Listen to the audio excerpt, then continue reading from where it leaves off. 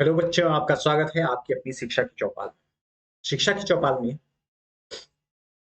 हम बिहार बोर्ड के 10वीं और 9वीं कक्षा से संबंधित पूरे पाठ्यक्रम की तैयारी करवाने जा रहे हैं और पूरी उम्मीद और भरोसा रखिए कि आपके परीक्षा तक आपका साथ रहेगा। हमें आपका साथ रहेगा।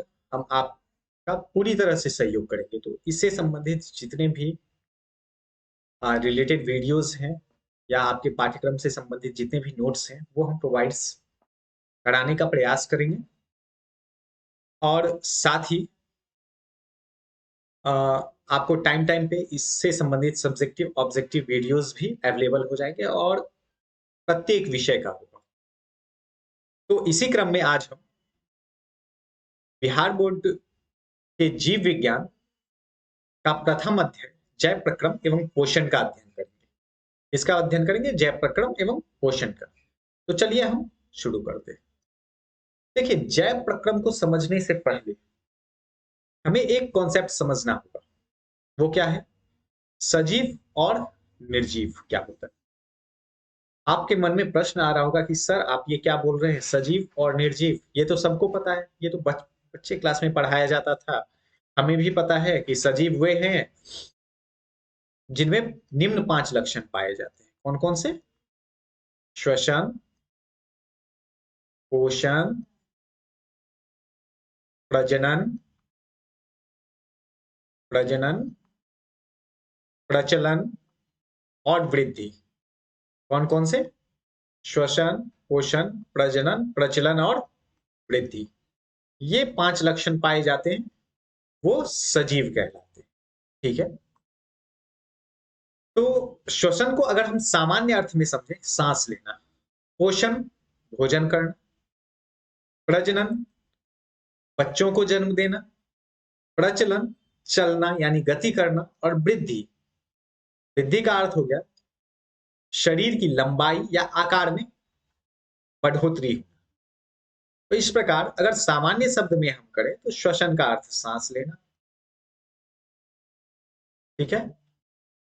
पोषण, भोजन करना, भोजन करना। प्रजनन, बच्चों को जन्म देना, बच्चों को जन्म देना। प्रचलन, गति करना, गति करना मतलब चलना, सीधा समझिए, गति करना। वृद्धि, शरीर के आकार में बढ़ोतरी। क्या होता है? शरीर के आकार में बढ़ोतरी। आकार में बढ़ोतरी मतलब लंबाई में बढ़ोतरी या मोटा होना, ये सब हो गया। तो ये सब तो सामान्य चीजें थी जो बचपन के जो है, बचपन में भी जो है आप लोगों ने पढ़ा। ठीक है। अब हम कुछ कुछ उदाहरण द्वारा देखते हैं। जैसे अगर हम उदाहरण के तौर पे पेड़ पौधे लें, पेड़ पौधे, तो क्या इसमें प्रचलन का गुण पाया जाता है? पेड़ पौधों में प्रचलन का गुण पाया जाता है? नहीं, पेड़ पौधों में प्रचलन का गुण नहीं पाया जाता है। ठीक है। फिर भी ये सजीव की श्रेणी में आते हैं। प्रचलन का गुण नहीं, प्रचलन का गुण नहीं पाया जाता है, फिर भी ये सजीव है। ठीक है।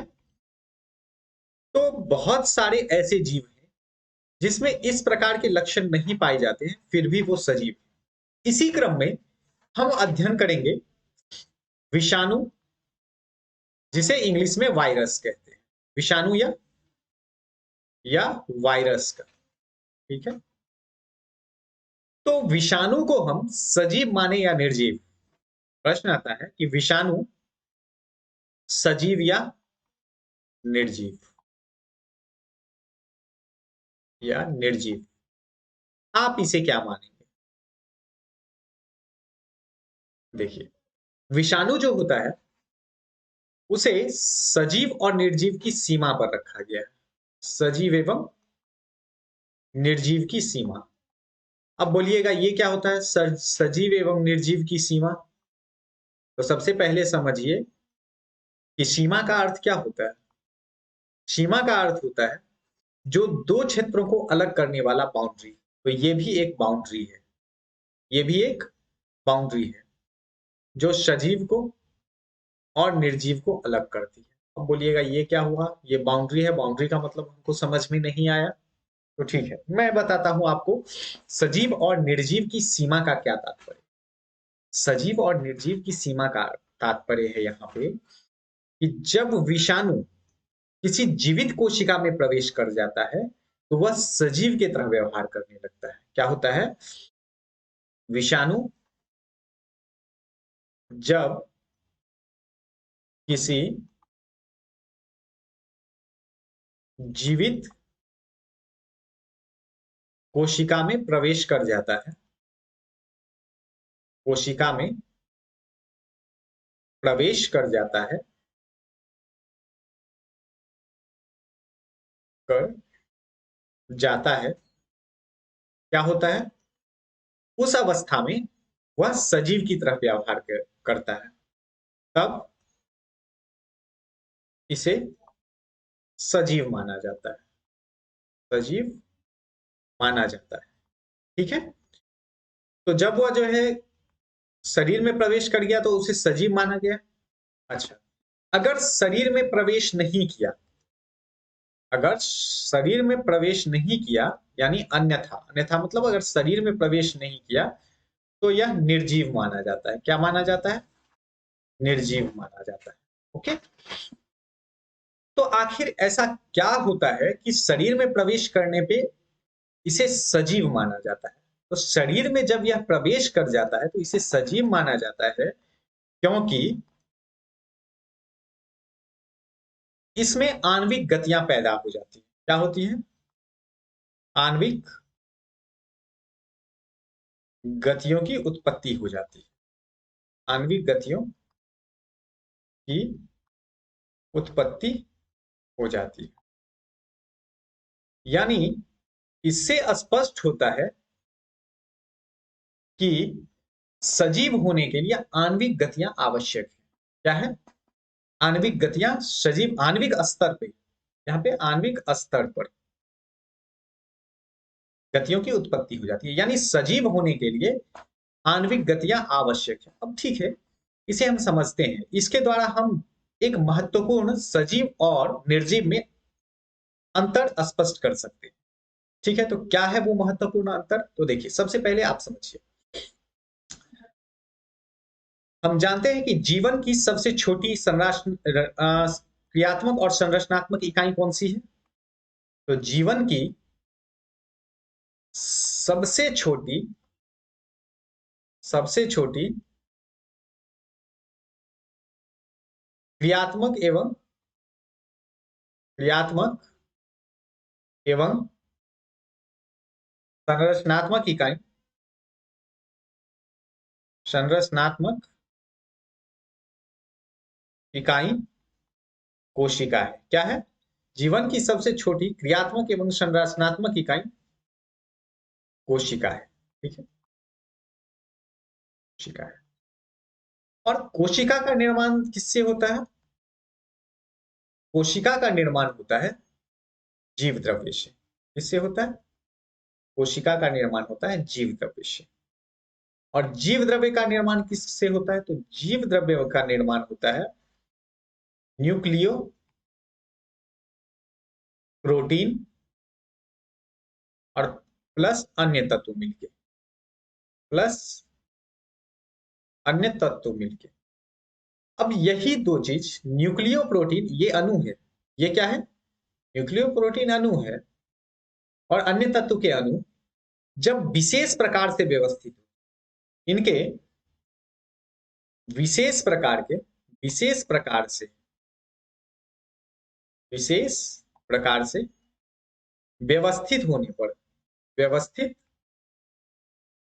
होने पर, विशेष प्रकार से व्यवस्थित होने पर जीव द्रव्य का निर्माण होता है। क्या होता है, विशेष प्रकार से व्यवस्थित होने पर जीव द्रव्य का निर्माण।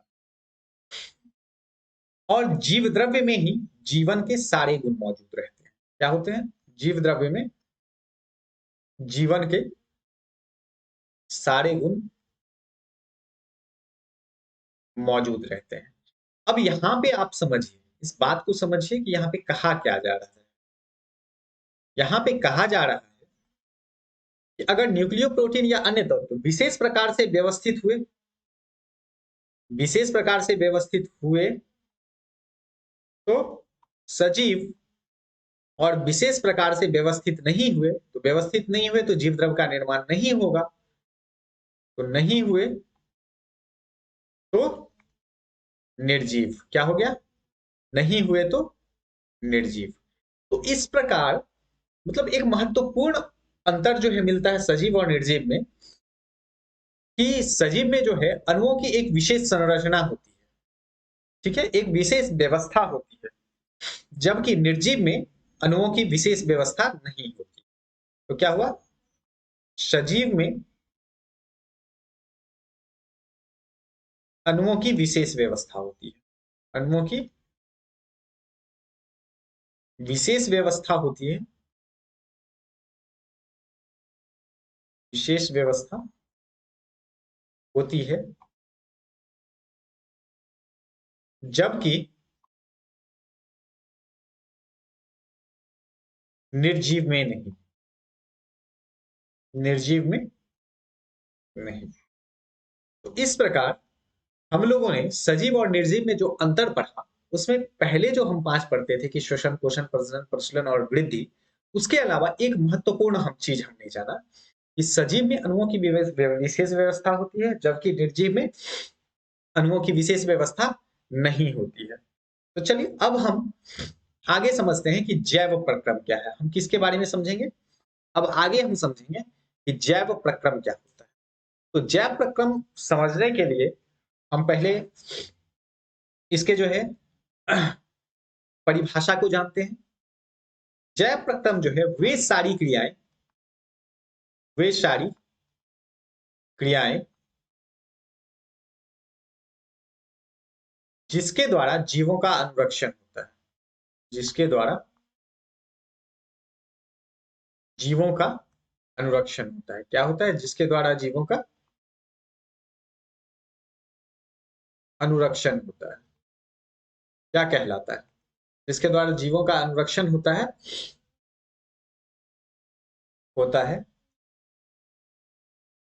जैव प्रक्रम कहलाता है। क्या कहलाता है? जैव प्रक्रम कहलाता है।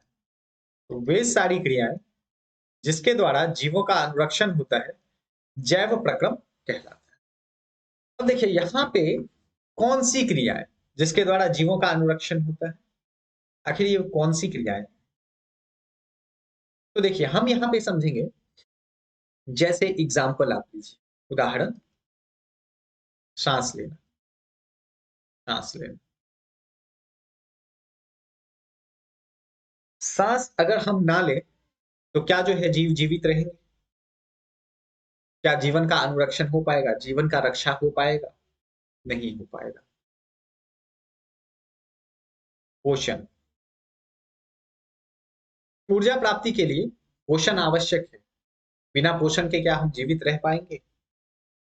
तो इस प्रकार जितनी भी क्रिया है जिसके द्वारा जीवों का अनुरक्षण होता है, या आप बोल लें उत्सर्जन, या आगे बहुत सारी, ठीक है, इत्यादि, ये सब क्या है? जीवन के अनुरक्षण के लिए ये सब क्रियाएं आवश्यक है। और साथ ही साथ जैव प्रक्रम एक पहचान है कि जीव जीवित है। क्या है? जैव प्रक्रम जो है, जैव प्रक्रम द्वारा हम जीव के जीवित होने की पहचान करते हैं। जीव के जीवित होने की पहचान करते हैं। जीवित होने की पहचान करते हैं। अब देखिए उदाहरण, मान लीजिए कि कोई गाय सोई हुई है, वो जीवित है या मृत है, इसकी पहचान आप कैसे करेंगे? तो सोई हुई अवस्था में उसका पेट क्या होता है? फूलता है पिचकता है, फूलता है पिचकता है। तात्पर्य है कि श्वसन की क्रिया उसमें जारी है, और श्वसन की क्रिया जारी है, इसका अर्थ है कि जैव प्रक्रम उसमें हो रहा है, और जैव प्रक्रम हो रहा है तो वो क्या है, वो जीवित है। तो ठीक है, जैव प्रक्रम जो होता है उसमें कौन शामिल होता है, मतलब शरीर का कौन सा हिस्सा शामिल होता है। तो हम लोग पहले जान चुके हैं, कोशिका, एक ही तरह की कोशिका के मिलने से जो है क्या होता है, उत्तक का निर्माण होता है। उत्तक से फिर कई उत्तक के मिलने से अंग का निर्माण होता है, और अंग से मिलके अंग तंत्र का निर्माण होता है। क्या होता है, अंग से मिलके अंग तंत्र का निर्माण होता है, और इसी अंग तंत्र द्वारा जैव प्रक्रम संपादित होता है। क्या होता है, अंग तंत्र द्वारा जैव प्रक्रम संपादित होता है। जैसे सांस लेने के लिए श्वसन तंत्र, पोषण के लिए क्या होता है, पोषण में दो तरह के तंत्र जो है आवश्यक है, एक तो भोजन के लिए और दूसरा जो है पाचन के लिए, उत्सर्जन के लिए उत्सर्जन तंत्र। तो इसी प्रकार अंग तंत्र क्या होता है, जैव प्रक्रम में सहायक होता है। लेकिन अब हमें जो है ये चीज समझना है कि ठीक है, जैव प्रक्रम के लिए अंग तंत्र आवश्यक है, लेकिन इसके लिए तो हमें ऊर्जा की आवश्यकता होती है ना। मतलब जैव प्रक्रम चलता रहे, जीवन की क्रियाएं जो है जारी रहे। क्या है, जीवन के क्रियाओं को जारी रखने के लिए हमें ऊर्जा की आवश्यकता होती है। किसकी आवश्यकता होती है, ऊर्जा की आवश्यकता होती है। तो अब हम उसको पोषण में समझें। ठीक है, क्या होता है, तो शरीर के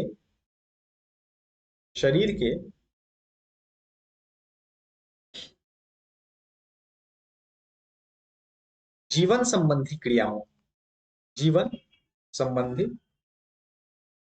जीवन संबंधी क्रियाओं का अर्थ सांस लेना, हृदय का धड़कना, रक्त संचालन, ये सब जीवन संबंधी क्रियाएं हैं। तो शरीर के जीवन संबंधी क्रियाओं, अच्छा, शरीर में किसी प्रकार का टूट फूट आए, तो शरीर का टूट फूट का अर्थ यहाँ पे कि उत्तकों में किसी प्रकार का, उत्तकों की के टूट फूट की मरम्मत, टूट फूट की मरम्मत। ठीक है, तो शरीर के जीवन संबंधी क्रियाएं, उत्तकों की टूट फूट की मरम्मत, इन सब के लिए क्या होता है, इन सभी के लिए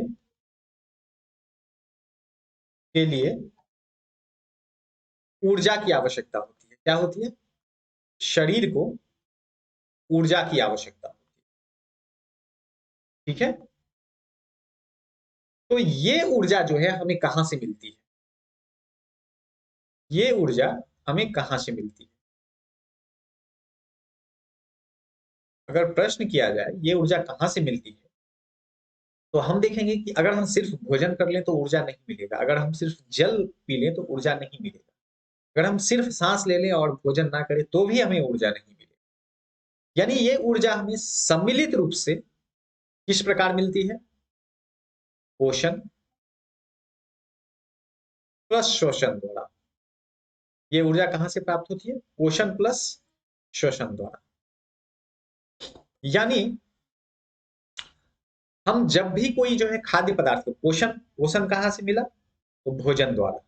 ठीक है, हमने भोजन किया, ठीक है, और हमने सांस के रूप में ऑक्सीजन जो है लिया, उसके बाद ये रिएक्ट करके जो है क्या बनाएगा, कार्बन डाइऑक्साइड। अब भोजन में ही जल शामिल है, ठीक है, H2O लिख लीजिए, जल, कार्बन डाइऑक्साइड प्लस जल प्लस ऊर्जा। तो यानी इससे क्या हुई, हमें ऊर्जा की प्राप्ति हुई। तो अकेले भोजन करने से या सिर्फ सांस लेने से जो है हमें क्या होगी, ऊर्जा की प्राप्ति नहीं होगी, बल्कि दोनों का सम्मिलित रूप है ऊर्जा। ऊर्जा दोनों के सम्मिलित प्रयास से पैदा होती है।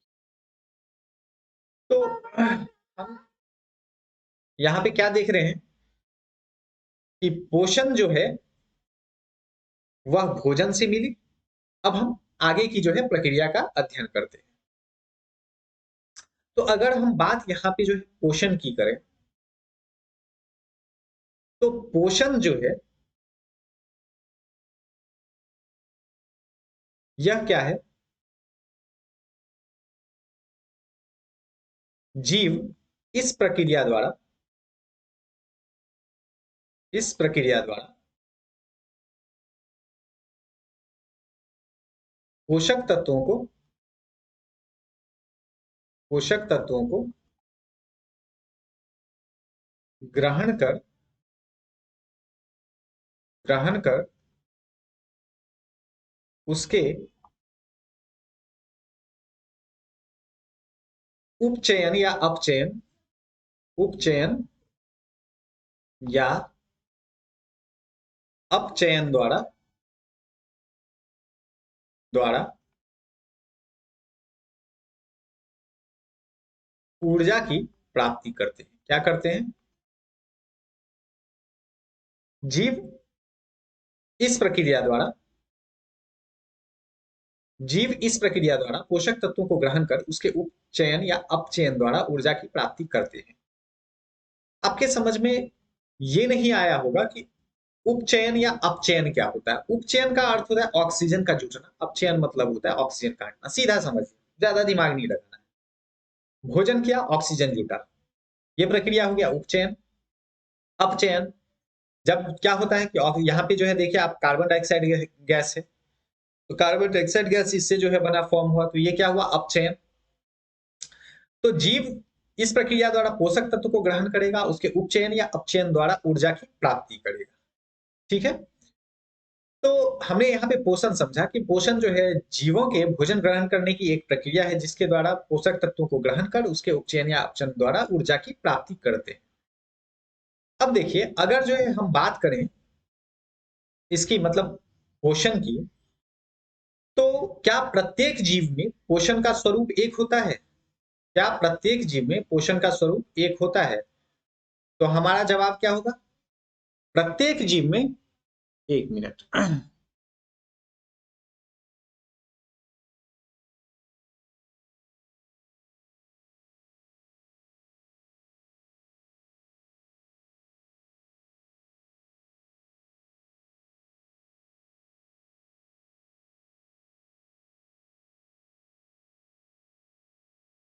तो अगर पूछा जाए क्या प्रत्येक जीव में पोषण एक ही तरह से होता है?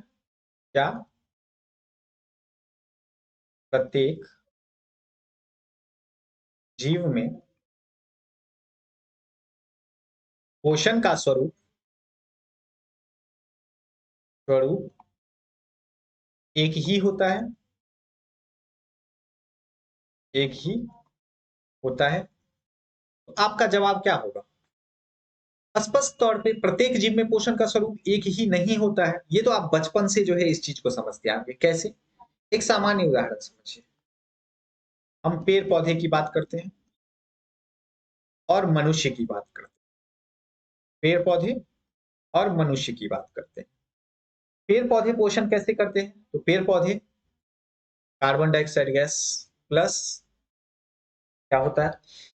जल होता है। ठीक है, कार्बन डाइऑक्साइड गैस और जल, सूर्य के प्रकाश की उपस्थिति आवश्यक है। क्या है? सूर्य का प्रकाश, सूर्य के प्रकाश की उपस्थिति में कार्बन डाइऑक्साइड गैस और जल लिया और ये क्या निर्माण किया? कार्बोहाइड्रेट बनाया। क्या बनाया? कार्बोहाइड्रेट बनाया। ठीक है, प्लस ऑक्सीजन गैस मुक्त किया। तो ये हुआ इसका स्वरूप। अब मनुष्य का क्या होता है? मनुष्य इसका ठीक उल्टा होता है, या कोई भी जीव इसका उल्टा होता है। क्या होता है? कार्बोहाइड्रेट लिया, जैसे हम लोग भोजन किए तो भोजन में मेनली कार्बोहाइड्रेट, ठीक है, प्लस क्या हुआ? प्लस ऑक्सीजन लिए और जो है मुक्त क्या किए? CO2। अब यहाँ भोजन में ही जो है आप जल भी इसको शामिल कर लीजिए, H2O। ठीक है, कार्बन डाइऑक्साइड गैस मुक्त क्या किए? जल प्लस ऊर्जा। ठीक है, लेकिन अगर हम बात करें सूक्ष्म जीव और जो है बड़े आकार के जीव की, हम बात यहाँ पे करेंगे, जैसे मान लीजिए मनुष्य लिए हैं या बड़े आकार के जीव। बड़े आकार यानी बहुकोशिकीय, इसे सीधे समझिए, बहुकोशिकीय। बहुकोशिकीय जीव। ठीक है। और यहां पे हम बात करते हैं एक कोशिकीय। क्या है? एक कोशिकीय जीव। बहुकोशिकीय जीव या एक कोशिकीय जीव। एक कोशिकीय जीव जैसे क्या हो गया? मान लीजिए अमीबा हो गया। ठीक है। या जो है अभी विषाणु हो गया, जीवाणु हो गया, पैरामीशियम हो गया। ये इसके मुख्य दो एग्जाम्पल हैं जिसके बारे में आप जो है बुक में भी पढ़िएगा। ठीक है। पैरामीशियम हो गया। तो चूंकि ये एक कोशिकीय है तो इनका पूरा जो शरीर होता है यानी पूरी कोशिका यह वायुमंडल के सीधे संपर्क में क्या होती है? वायुमंडल के सीधे संपर्क में। तो जब वायुमंडल के सीधे संपर्क में होगी तो इसको क्या एक्स्ट्रा अंग की आवश्यकता पड़ेगी? अतिरिक्त अंग की आवश्यकता पड़ेगी? सीधे जो लेना है वायुमंडल से ले लेना है। हो गया।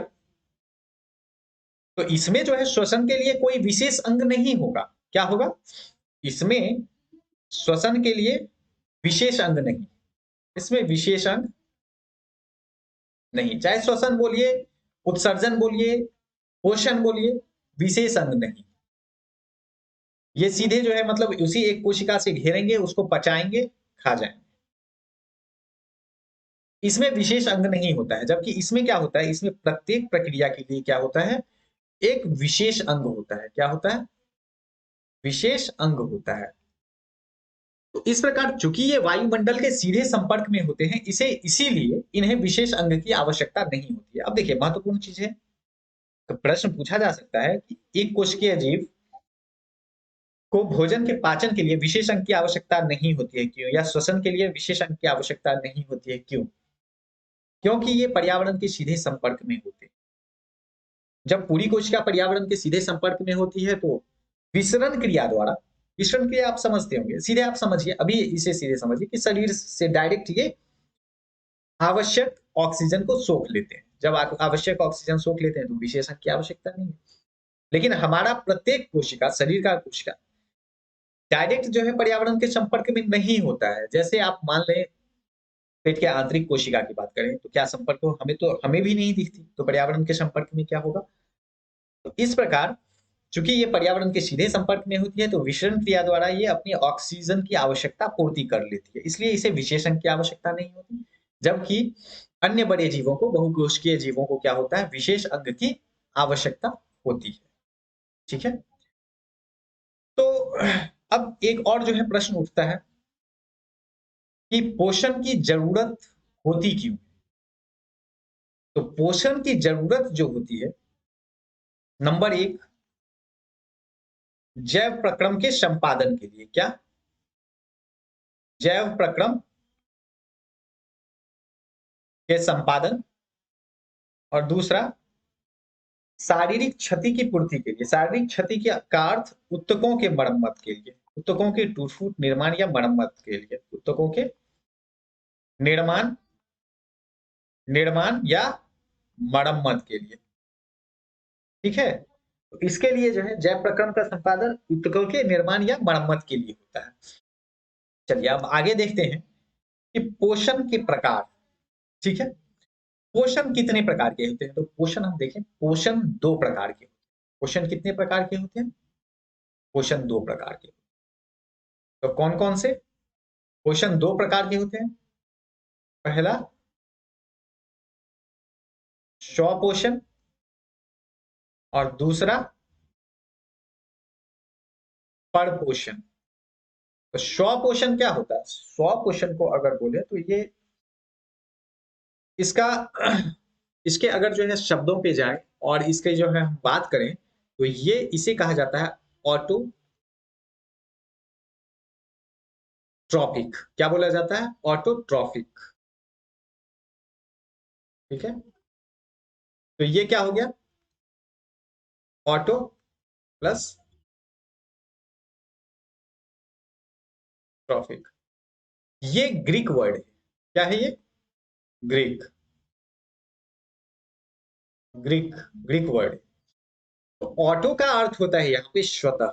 ऑटो का क्या अर्थ होता है? ऑटो का अर्थ होता है स्वतः, यानी खुद से होने वाली।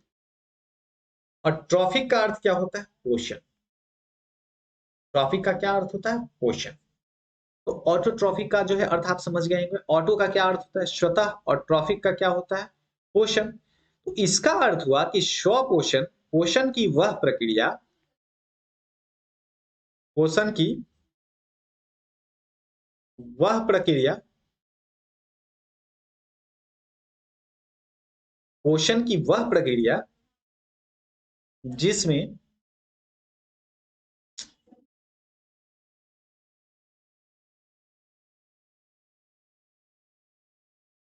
पोषण की वह प्रक्रिया जिसमें जीव स्वयं भोजन का संश्लेषण करते हैं। क्या करते हैं?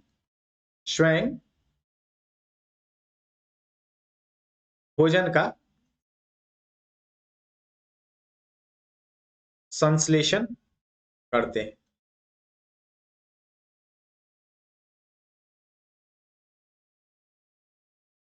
ठीक है, तो पोषण की वह प्रक्रिया जिसमें जीव स्वयं भोजन का संश्लेषण करते हैं क्या कहलाता है?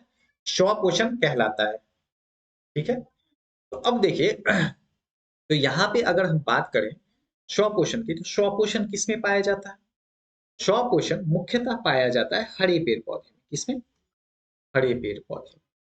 अच्छा, ठीक है, हरे पेड़ पौधे में ऐसा क्या है कि उनमें स्वपोषण पाया जाता है? आपके दिमाग में आ रहा होगा प्रश्न कि हरे पेड़ पौधे में आखिर ऐसा क्या है कि स्वपोषण पाया जाता है? तो देखिए, हरे पेड़ पौधों में पाया जाता है हरित लवक। क्या पाया जाता है? हरे पेड़ पौधे में इसमें पाया जाता है हरित लवक। हरित लवक जिसे कहा जाता है, इसकी कोशिकाओं में, हर एक पेड़ पौधों की कोशिकाओं में इसे क्लोरोप्लास्ट भी कहा जाता है। ठीक है? क्या कहा जाता है? क्लोरोप्लास्ट। ठीक है, और क्लोरोप्लास्ट में मौजूद होता है क्लोरोफिल। क्या होता है मौजूद? क्लोरोफिल मौजूद होता है। पेड़ पौधे जो हरे होते हैं, क्लोरोफिल क्या है? ये एक हरित वर्णक है। वर्णक मतलब क्या हुआ? वर्णक मतलब हुआ जिसके कारण रंग नजर आता है। तो हरित वर्णक का क्या अर्थ हुआ? कि हरा रंग नजर आता है इसी के कारण। किसके कारण? क्लोरोफिल के कारण। ये जो है हरित वर्णक है, और इसी के कारण पौधे का रंग क्या होता है? इसी के कारण पौधे का रंग हरा होता है। क्या होता है? पौधे का रंग हरा। लेकिन सिर्फ पौधे का रंग हरा नहीं होता है, ये इसमें सनलाइट को ट्रैप करने की क्षमता होती है। मतलब सूर्य के प्रकाश को ट्रैप करने की क्षमता होती है। क्या होती है इसमें? ये जो क्लोरोफिल है, ये सूर्य के प्रकाश को टैप करने की, सूर्य के प्रकाश को धारण करने की क्षमता होती है। धारण करने की क्षमता होती है, और इसी क्षमता के कारण क्या होता है? यह पौधों के भोजन निर्माण में सहायक होता है। ठीक है, अब हम बात करेंगे परपोषण की। तो परपोषण को हेटेरोट्रॉफिक। ठीक है, क्या होता है परपोषण? हेटेरोट्रॉफिक। तो हेटेरो का देखिए, ये दो वर्ड हुआ, कौन कौन सा? हेटेरो और ट्रॉफिक। ठीक है, तो ये क्या है? ग्रीक वर्ड, ग्रीक वर्ड है। अब हेटेरो का अर्थ क्या होता है? भिन्न। हेटेरो का अर्थ भिन्न।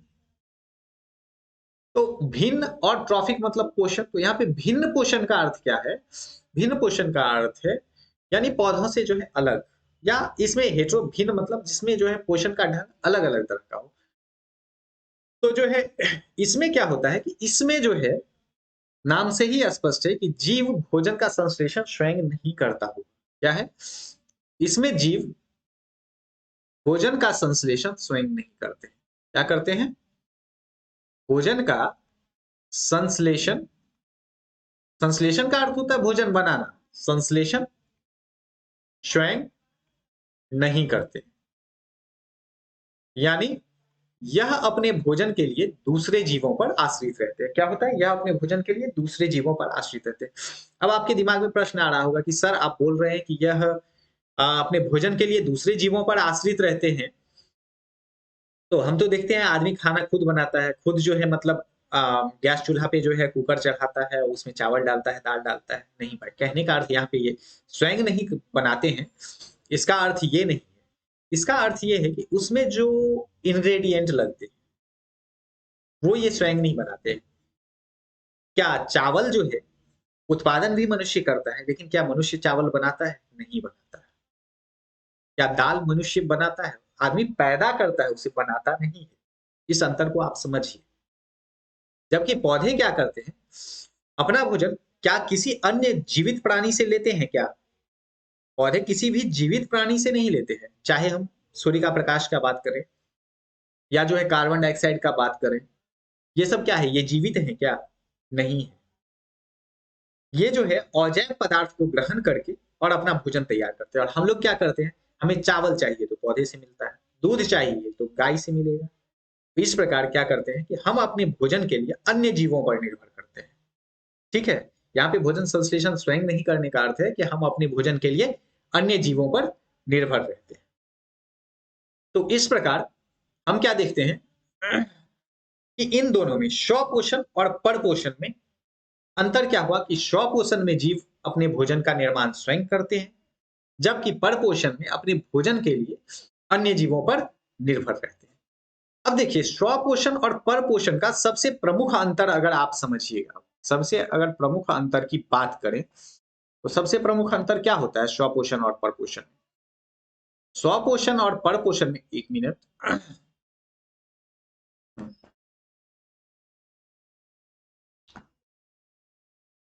ठीक है। तो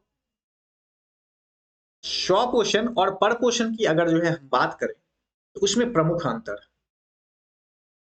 स्वपोषण एवं परपोषण में प्रमुख अंतर।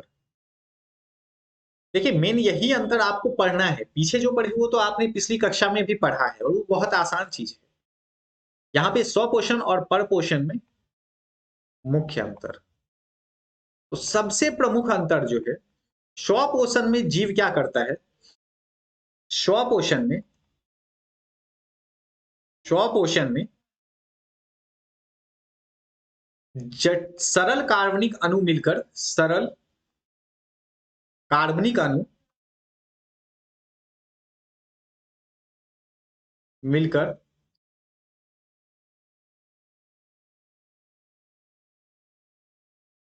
जटिल कार्बनिक अणुओं का निर्माण करते हैं। क्या करते हैं?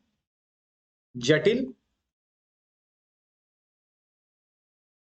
कार्बनिक अणुओं का निर्माण करते हैं। क्या करते हैं? जटिल कार्बनिक अणुओं का निर्माण करते हैं। ठीक है। जबकि अगर बात करें परपोषण में, परपोषण इसका ठीक उल्टा है। परपोषण इसका ठीक उल्टा है। कैसे? तो इसमें जटिल कार्बनिक अणु, जटिल कार्बनिक अणु टूटकर सरल कार्बनिक अणुओं में, सरल कार्बनिक अणुओं में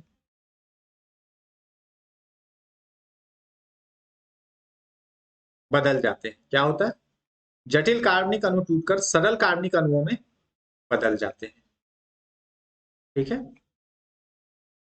तो अगर हम यहाँ पे देखें स्वपोषण में, तो मैंने पहले ही बताया कि स्वपोषण में क्या होगा? कार्बन डाइऑक्साइड गैस प्लस जल प्लस, अच्छा, ये जो है सूर्य के प्रकाश की उपस्थिति में क्या होगा?